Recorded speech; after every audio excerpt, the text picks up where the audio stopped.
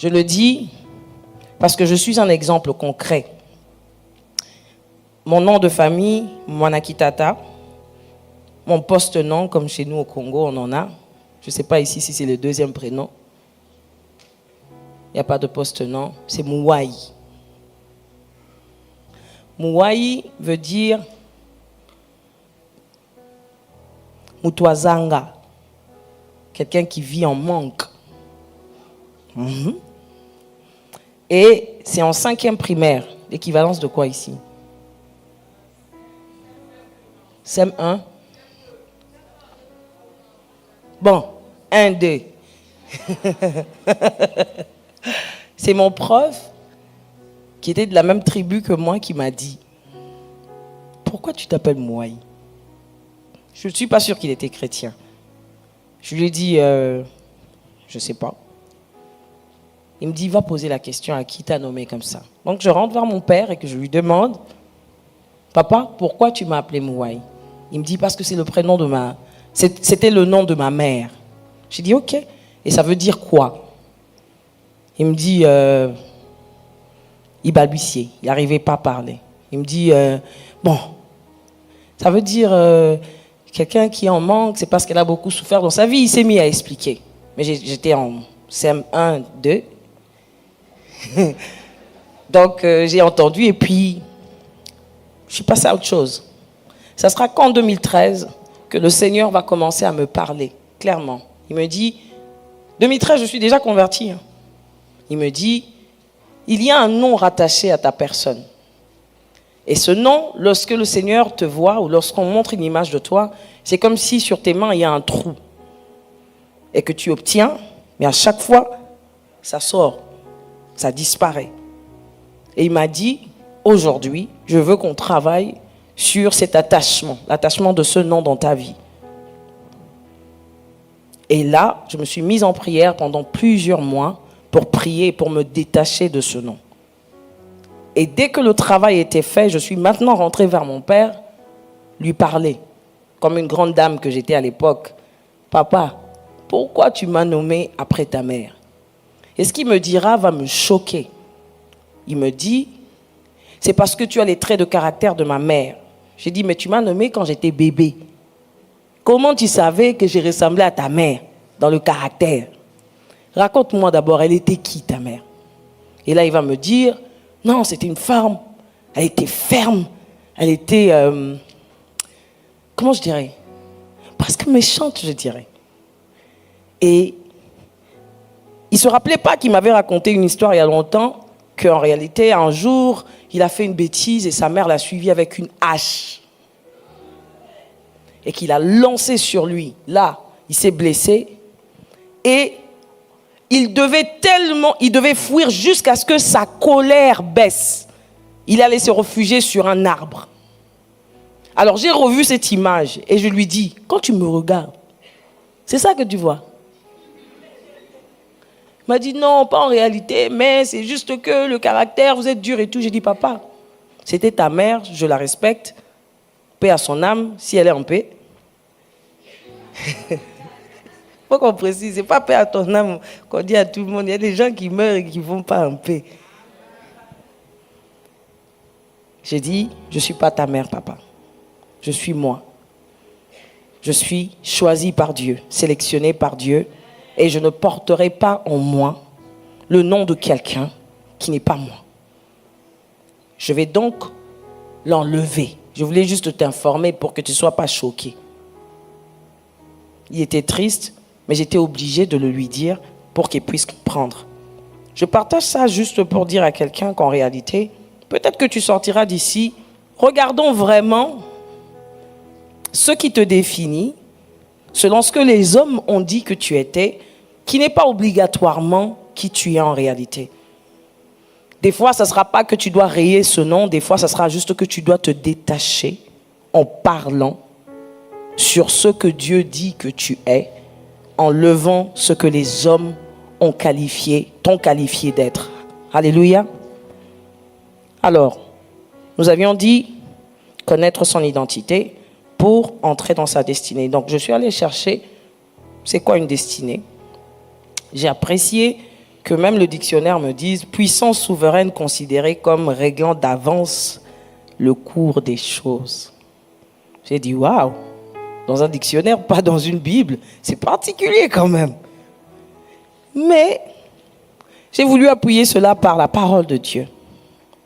La Bible nous dit, il parle à Jérémie, avant que avant que je te formasse dans le ventre de ta mère, je t'ai connu. On a défini connaître.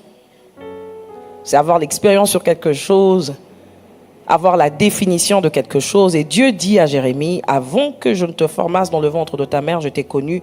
Et avant que tu ne sortisses de son sein, je t'ai sanctifié. Alléluia. Je t'ai établi prophète des nations. Je t'avais destiné à la fonction prophétique avant ta naissance.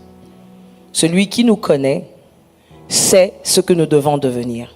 Et c'est celui qui nous dit ce que nous devons devenir, bien évidemment, si on lui prête l'oreille et qu'on entend ce qu'il a à nous dire par rapport à ce que nous devons devenir.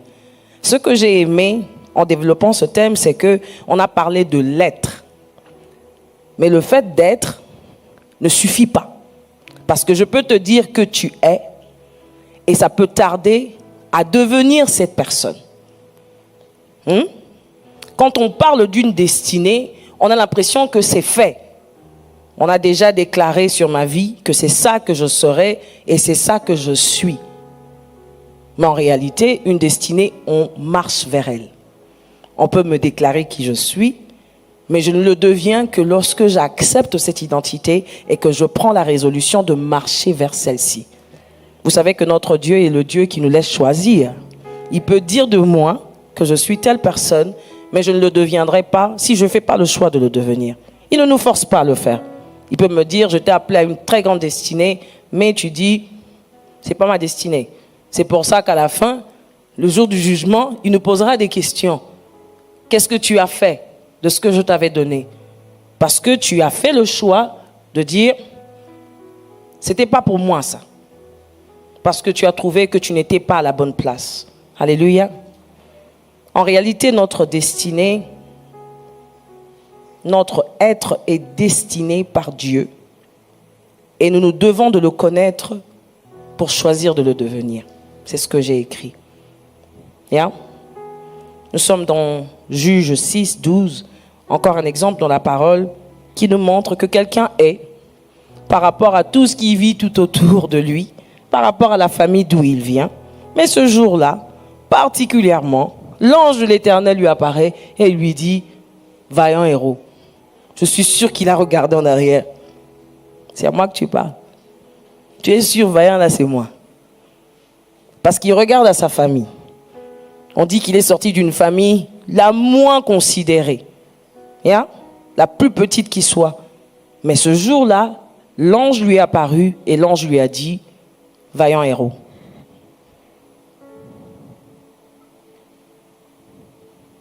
Et la Bible dit, en lisant, j'ai vu un commentateur écrire, il s'appelle Adam Clark, il dit, le Seigneur est avec toi. Et ce que j'ai apprécié, c'est qu'il a renforcé en disant, la parole est avec toi. Homme puissant et valeureux.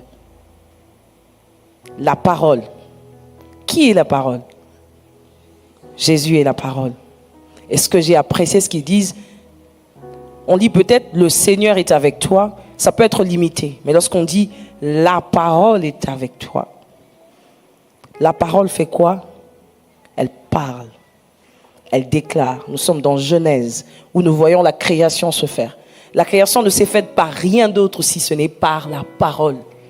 Si on le dit comme ça, on a l'impression que c'est simple. Mais imaginez-vous ici, présente, debout, je dis que la lumière soit. Je touche rien. Et vous voyez, paf. Et puis je dis que ça s'éteigne. Et puis, paf. C'est mystérieux, n'est-ce pas? Ça vit au travers de la parole. Je le dis parce qu'aujourd'hui, le Seigneur a une parole pour vous. Et ce qu'il dira, c'est ce que vous deviendrez.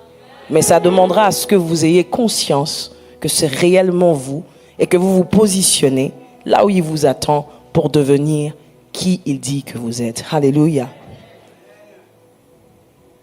On voit donc ici que ce que tu es ne dépend ni d'où tu viens.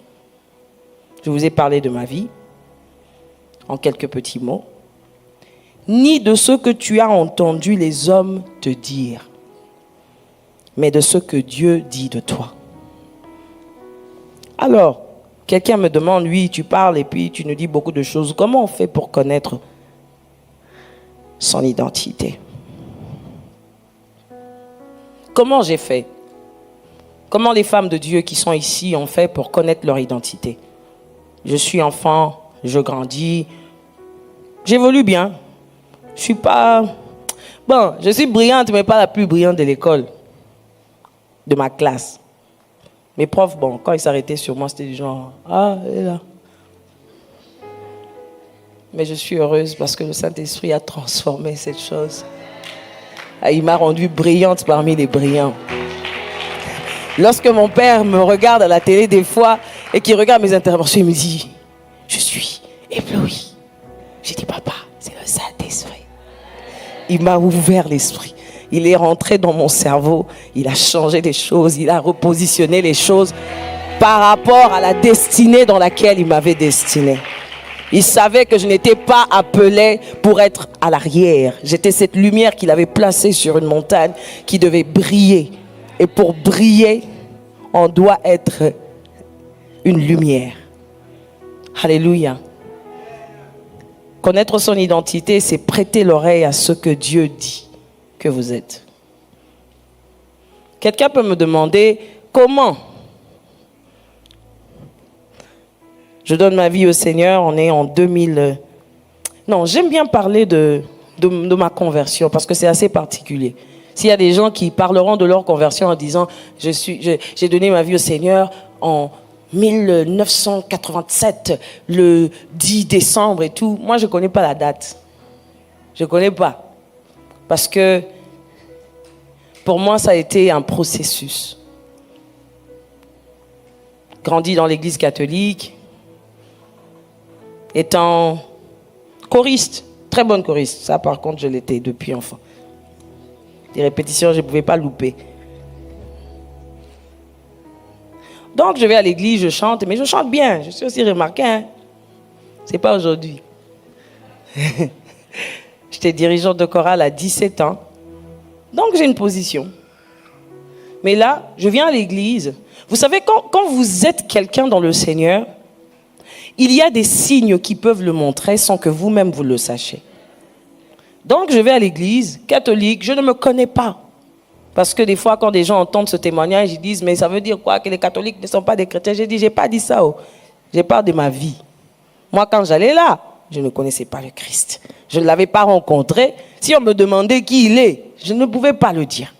Donc, je n'avais pas fait une rencontre personnelle avec le Seigneur. Donc, si toi, tu es catholique et tu connais le Seigneur, tu le sais, va au Seigneur. C'est à vérifier aussi. Donc, je vais à l'église. Quand je chante, bizarrement, le jour où moi je dois intervenir, il y avait même des gens à l'église qui venaient des fois dimanche. C'est vous qui chantez aujourd'hui? J'ai dit non, c'est pas moi. Ah, si c'est pas vous, je viendrai pas à la messe. Je dis mais pourquoi? Il me dit quand c'est pas vous, c'est pas pareil. Moi je me dis c'est juste la voix. Mais je me surprends aussi des fois en train de chanter sur un solo et je vois des gens pleurer. Bon, certainement l'âme, hein.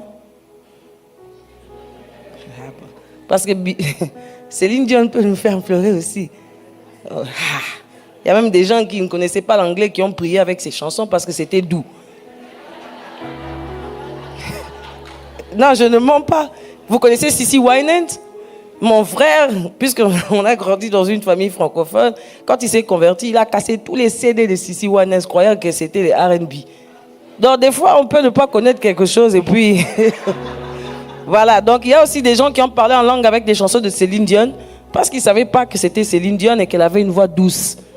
Quand tu entends « Maman », tu fais « Grand genre ». Une vraie sorcière. Mais on pleure. Donc ça peut arriver que l'on pleure parce qu'une chanson nous touche dans l'âme. Donc moi, quand je vois toutes ces choses, ça ne me dit rien. Parce que moi aussi, ça m'est arrivé. d'écouter une chanson, et puis voilà. Tu vois une tristesse là qui t'envahit, et puis tu te mets à pleurer. Donc ça peut arriver. Donc quand je vois les gens pleurer, je me dis, ça va quoi. Mais c'est plus tard que je comprendrai qu'en réalité, il avait placé son esprit à l'intérieur de moi. Le Seigneur peut, au travers de vous, même si vous ne savez pas dans quoi il vous a appelé ou dans quoi il vous a destiné, peut agir au travers de vous. Mais c'est plus beau quand vous êtes conscient de ce que, en réalité, ma présence dans cette salle de classe a apporté la présence de celui qui m'a connu. C'est une chose que de savoir que je suis l'enfant d'un tel et que je le représente valablement, que de porter juste son nom et d'être choqué quand quelqu'un me dit « Ah, vous êtes la fille de... » Il y a des gens qui, lorsqu'ils arrivent quelque part, vous entendez même ici dans le monde, « Vous me connaissez? Tu sais qui je suis? » Pourquoi ils disent ça? Ils sont conscients de la famille d'où ils viennent. Mais ce que moi j'aime, c'est que nous, on n'est pas venus des familles riches, nous autres là.